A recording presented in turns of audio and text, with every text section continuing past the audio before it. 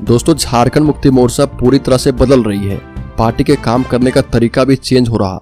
ये सभी बदलाव कल्पना सोरेन के पार्टी में एक्टिव होने के बाद देखने को मिल रहा। कल्पना सोरेन पार्टी में एक मजबूत चेहरा बनकर उभरी है। ऐसे में चर्चा तेज है कि आने वाले समय में गठबंधन का भी अहम चेहरा बन सकती है।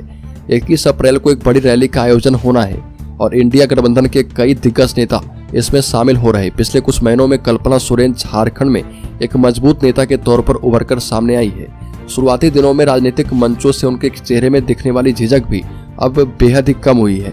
झारखंड मुक्ति मोर्चा की विचारधारा और पार्टी की नींव को अब वो बिल्कुल ही सही तरीके से समझ रही है और अपने भाषणों में कल्पना सोरेन, दिसोम गुरु शिबू सोरेन के संघर्ष, झारखंड मुक्ति मोर्चा के वजूद, आदिवासी भावनाओं की चर्चा भी करती है। चर्चा इसलिए भी तेज है क्योंकि भाजपा ने सांसद निशिकांत दुबे ने एक बार फिर से दावा किया है कि राज्य की मुख्यमंत्री कल्पना सोरेन बन सकती हैं। कल्पना सोरेन एक मजबूत राजनेता के रूप में उभर रही है और मजबूत होते उनके कदम के साथ साथ पार्टी के भविष्य को लेकर भी कई सवाल खड़े हो रहे। आपको बताते चले कि कैसे एक एक कदम राजनीति की तरफ बढ़ती गई कल्पना। तो कल्पना सोरेन के राजनीतिक भविष्य को समझने के लिए जरूरी है कि अब तक राजनीति में उनके हर कदम को समझा जाए। तारीख 30 जनवरी 2024 विधायक दल की बैठक में पहली बार कल्पना सोरेन शामिल हुई और इस तस्वीर के साथ चर्चा तेज हो गई कि कल्पना सोरेन ही हेमंत के बाद मुख्यमंत्री बनेंगी। परिस्थिति बदली, हेमंत सोरेन गिरफ्तार हुए तो मुख्यमंत्री के तौर पर नाम आया चंपई सोरेन का।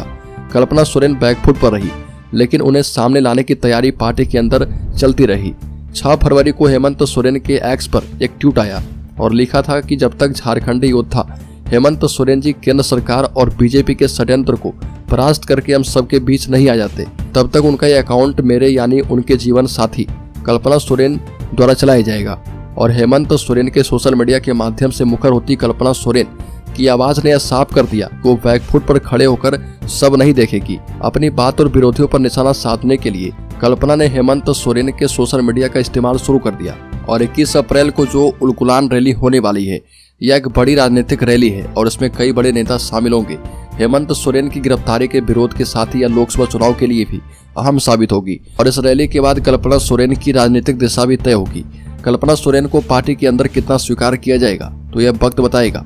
दरअसल बार बार पार्टी के वरिष्ठ और पुराने नेताओं की चर्चा होती जो कल्पना के एक्टिव होने से नाराज हो सकते हैं और इनमें चंपई सोरेन, हेमालाल मुर्मू और स्टीफन मरांडी सहित कई नेताओं का नाम भी सामने आता रहा है।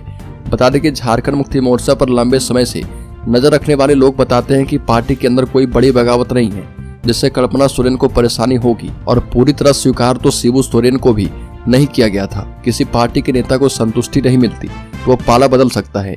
सीता सोरेन ने भी यही किया। वहीं लोबिन हेम्ब्रम भी निर्दलीय लड़ रहे। कल्पना के पूरी तरह से एक्टिव होने से पार्टी में फूट नहीं पड़ेगी, यह तय है, लेकिन पूरी तरह स्वीकार होगी यह भी कहना मुश्किल है।